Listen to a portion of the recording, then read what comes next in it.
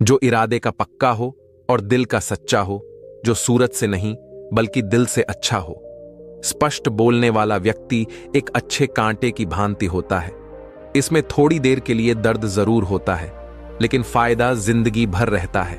अगर आप किसी को एक बार माफ करते हो तो आप समझदार हो।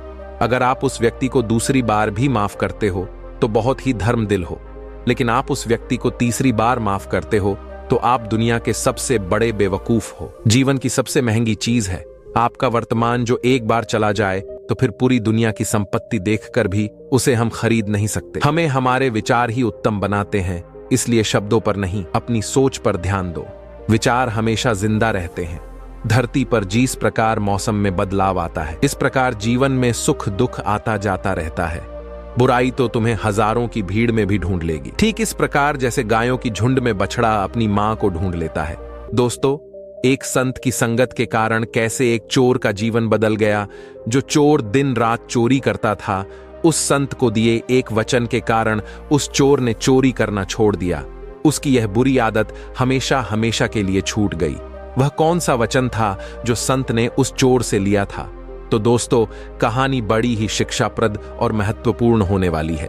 मेरा आपसे निवेदन है कि इस कहानी को पूरा सुनना और वीडियो के अंत तक हमारे साथ में बने रहे।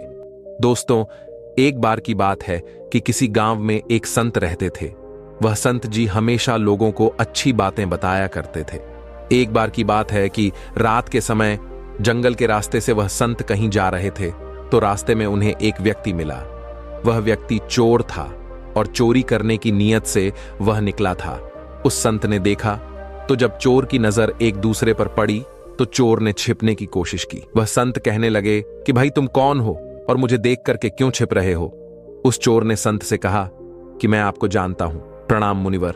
और कहने लगा कि महाराज, मैं एक चोर हूं और चोरी करने के लिए जा रहा हूं। आप इतने महान संत हैं, मैं आपसे झूठ नहीं बोल सकता। संत ने कहा कि भाई, यह धंधा छोड़ दो और कोई ऐसा काम करो जिससे तुम्हें किसी को देख करके किसी प्रकार का डर ना लगे। और यदि ऐसा काम करते हो कि किसी को देखकर तुम्हें डरना पड़े और छिपना पड़े तो यह काम क्यों करना, इसे छोड़ दो। उस चोर ने कहा कि महाराज, मेरे पिताजी भी यही काम करते थे और मैं भी केवल यही काम जानता हूं और इसके सिवाय दूसरा कोई काम मुझे पता ही नहीं है, क्योंकि मैंने कभी किया ही नहीं है और उसके बारे में मुझे जानकारी नहीं है।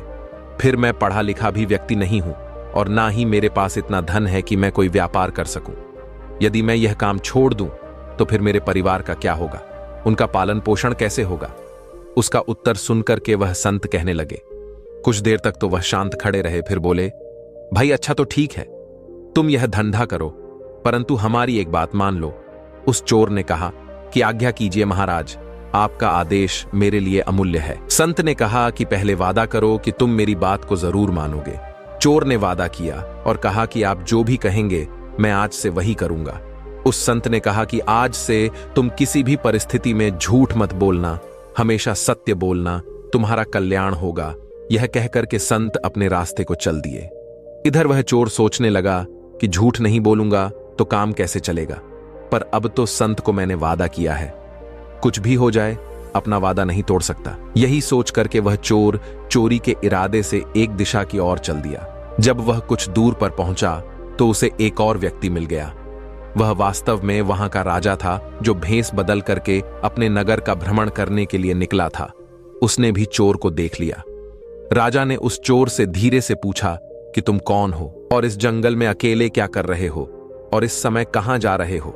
चोर मन ही मन विचार करने लगा कि मैंने झूठ बोलना तो छोड़ दिया है, अब तो मुझे झूठ बोलना नहीं है, इसलिए सच सच बता देता हूं, जो होगा देखा जाएगा। यही मन में सोच करके उसने राजा से कहा कि मैं एक चोर हूं और चोरी करने के उद्देश्य से मैं घर से निकला हूं। इस तरह की बात को सुनकर के राजा आश्चर्यचकित हो गया कि अरे यह कैसा चोर है जो स्वयं ही बता रहा है कि मैं चोर हूं। आश्चर्य प्रकट करते हुए उसने कहा कि अरे भाई, क्यों हंसी मजाक करते हो? तुम अवश्य ही कोई सैनिक अथवा गुप्तचर मालूम होते हो। उस चोर ने कहा, नहीं नहीं, मैं मजाक नहीं कर रहा हूं, मैं तो बिल्कुल सत्य कह रहा हूं, मैं चोर ही हूं और चोरी करना ही मेरा धंधा है। राजा ने कहा, भाई चोर तो मैं भी हूं, परंतु अभी नया नया ही यह धंधा शुरू किया है। अच्छा हुआ तुम मिल गए, आज दोनों मिलकर के चोरी करते हैं। यदि तुम्हारा ख्याल हो तो राजमहल में चोरी करें। चोर बोला, पागल हो गए हो, राजमहल में कैसे अंदर जाएंगे? उस राजा ने कहा कि घबराओ नहीं, घबराने की कोई बात नहीं है, मेरी बात ध्यान से सुनो। मैं पहले राजमहल में नौकर था, परंतु राजा ने किसी बात पर नाराज होकर के मुझे नौकरी से बाहर निकाल दिया था। क्योंकि राजा ने मुझे निकाला था, इसलिए दूसरा कोई मुझे नौकरी देने को तैयार नहीं हुआ। इसलिए मैंने यह धंधा अपनाया है। मुझे राजमहल के एक एक गुप्त द्वार का पूरी तरह से पता है, किधर से आना है और किधर से जाना है, यह मुझे भली भांति पता है। चलो आज राजमहल में अपना भाग्य आजमाते हैं। इतना कह करके राजा उस चोर को साथ लेकर के राजमहल की ओर चल दिए। तब उस चोर को बिल्कुल भी अंदाजा नहीं था कि उसके साथ जो व्यक्ति है वह खुद एक राजा है। कुछ समय बाद वह दोनों महल के पिछले द्वार पर जा पहुंचे और जो गुप्त मार्ग था उसका दरवाजा खोल करके कहने लगा कि तुम पुराने चोर हो, अंधेरे में देखने का तुम्हें अभ्यास है, इसलिए तुम अंदर जाकर के सारा धन बटोर लाओ, मैं यहीं पर तब तक पहरा दे रहा हूं। चोर ने कहा कि इतने बड़े महल में मुझे कैसे मालूम होगा कि धन कहां रखा है। राजा ने उसे खजाने का पूरा पता बता दिया और वहां तक जिस तरह से पहुंचना था वह सारी युक्ति उस चोर को समझा दी। चोर जब अंदर घुसा और खजाने के द्वार पर पहुंचा, वहां दीवार पर एक चरखी लगी हुई थी। उस चरखी को घुमाते ही वह द्वार खुल गया। चोर ने देखा कि वहां तो अनेकों बड़े बड़े मजबूत बक्से रखे हुए हैं जिनमें बड़े बड़े ताले लगे हुए हैं। उसने चाबियां का गुच्छा तथा कुछ दूसरे औजार निकाले और एक बक्से का ताला खोलने की कोशिश करने लगा, परंतु उसकी सारी कोशिश बेकार हो गई। उसने यह सोच करके कमरे में चारों तरफ नजर दौड़ाई कि शायद कोई लोहे की सलाख वगैरह मिल जाए। तभी उसकी निगाह एक बक्से पर पड़ गई जो कुछ छोटा था और एक बड़े बक्से के ऊपर रखा हुआ था। उस चोर ने देखा, उसने उसका ताला खोलने की कोशिश की, थोड़ा सा ही प्रयास किया और उस बक्से का ताला खुल गया। उसने ढक्कन हटा करके देखा तो उसमें एक छोटा सा और बक्सा था और उस बक्से के अतिरिक्त कुछ नहीं था। उसने जो उसके अंदर एक छोटा सा बक्सा था उसको बाहर निकाला। जैसे ही उसका ढक्कन खोला, उसकी आंखें चमक उठी। उसमें 3 बहुमूल्य हीरे रखे हुए थे। उसने वह तीनों हीरे उठा लिए और वहां से चलने लगा। तभी उसके दिल में विचार आया कि हीरे तो 3 हैं और हम दोनों इसका आधा आधा भाग कैसे करेंगे। मैं झूठ बोल करके एक हीरा अधिक अपने पास रख लूं, यह मैं करूंगा नहीं, क्योंकि मैंने झूठ ना बोलने का वादा किया है और इतने बड़े संत से किया है जो संत हमेशा दूसरों का भला करते हैं और सदैव सत्य बात बोलते हैं। मैंने ऐसे संत से यह वादा किया है। यही सोच करके उस चोर ने एक हीरा उस बक्से में वापस रख दिया और वह महल से बाहर निकल आया। बाहर आकर के उसने राजा से कहा, ये 2 हीरे लाया हूं, एक तुम्हारा है और एक मेरा है। यह कह करके उसने एक हीरा राजा को दे दिया और दूसरा हीरा अपने पास रख करके चला गया। उसके जाने के बाद राजा ने सोचा कि हीरे तो संदूक में 3 थे। फिर उसने यह क्यों कहा कि मैं 2 हीरे लाया हूं, चल करके देखना चाहिए। यही विचार करके राजा जब वहां पहुंचा तो वह देखता है कि एक हीरा उसी छोटे से बक्से के अंदर रखा हुआ है। यह देख करके वह राजा बड़ा हैरान हुआ कि यह कैसा चोर है जो चोरी भी करता है और सच भी बोलता है। राजा ने उस खजाने का द्वार खुला छोड़ दिया और अपने शयन कक्ष में जाकर के वह राजा सो गया। जब सुबह हुई और थोड़ी देर हुई तो हल्ला मच गया कि राजमहल के खजाने में चोरी हो गई। चारों तरफ यही चर्चा होने लगी। राजा ने अपने मंत्री को बुलाया और चोर के बारे में पता लगाने के लिए कहा। राजा के कहा कि खजाने का द्वार खुला हुआ मिला है, अवश्य ही यह किसी चोर का काम है और अति शीघ्र इसकी जांच करो और उस चोर का पता लगाओ कि वह कहां रहता है और उसने चोरी क्यों की। मंत्री ने कहा कि जो आज्ञा महाराज। यह कहकर मंत्री खजाने वाले कमरे में पहुंचा। सब बक्से जैसे के तैसे रखे हुए थे, केवल एक छोटे बक्से का एक ढक्कन खुला हुआ था। उसने उसमें एक छोटा सा जो बक्सा रखा हुआ था उसको निकाल करके देखा तो उसमें एक हीरा अभी भी रखा हुआ था। मंत्री को पता था कि ये जो बक्सा है इसमें 3 बहुमूल्य हीरे थे। वह सोचने लगा कि ऐसा मालूम पड़ता है कि किसी चोर ने जल्दी में एक हीरा यहीं छोड़ दिया है। अब क्यों ना यह हीरा में रख लूं, चोरी तो हुई ही है। चोर जब पकड़ा जाएगा तो वह लाख कहता रहे कि मैंने हीरे नहीं चुराए हैं, उसकी कौन मानेगा। यही सोच करके उस मंत्री ने वह हीरा अपने पास रख लिया और फिर राजा को आकर के सूचना दी कि सारे बक्से ठीक ठाक रखे हैं, केवल एक जो बक्सा था जो छोटा था वही खोला गया है। और उसमें 3 हीरे रखे हुए थे। वह तीनों हीरे चोर लेकर के चला गया। मंत्री की बात को सुनकर के राजा मन ही मन मुस्कुराने लगा। उसने मंत्री को शीघ्र ही चोर की तलाश करने का आदेश दे दिया। चारों तरफ उस चोर की तलाश शुरू हो गई और सिपाहियों ने जल्द ही चोर को पकड़ लिया गया और उस चोर को राजमहल ले आए। राजा के दरबार में जब उस चोर को पेश किया गया तो राजा ने चोर से कहा कि क्या तुमने रात में राजमहल में घुस करके हीरे की चोरी की है? चोर ने हाथ जोड़ करके कहा कि हाँ महाराज, चोरी तो मैंने ही की है और मैं इसका दंड भुगतने के लिए तैयार भी हूं, परंतु मेरे साथ एक अन्य चोर भी इसमें शामिल था।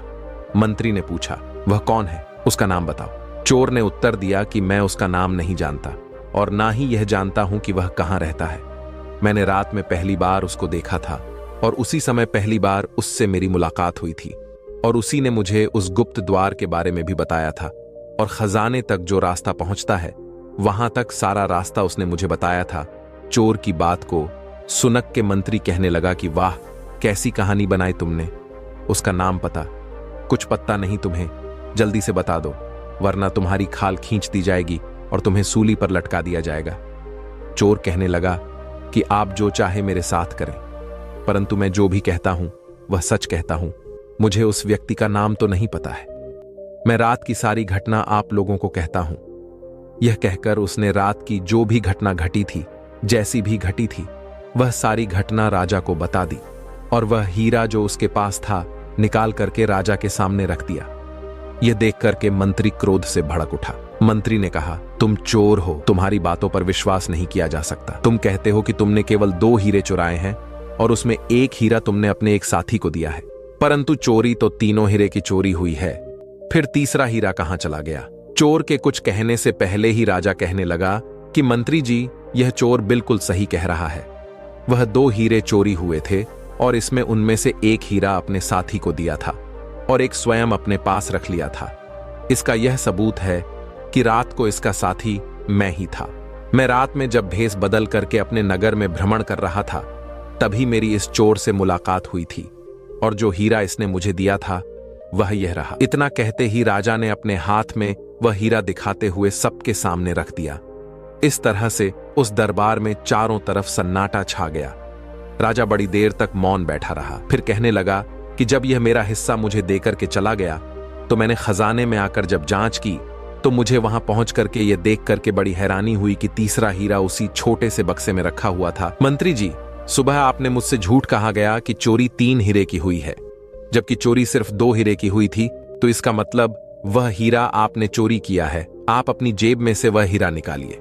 राजा के यह कहते ही सबकी नजर मंत्री की तरफ घूम गई, जो भय के मारे वह कांप रहा था। राजा के आदेश से हीरा उसके पास से बरामद कर लिया गया और चोरी के अपराध में उस मंत्री को जेल में डाल दिया गया। उसके बाद राजा ने चोर से कहा कि तुम चोरी भी करते हो और फिर सत्य भी बोलते हो।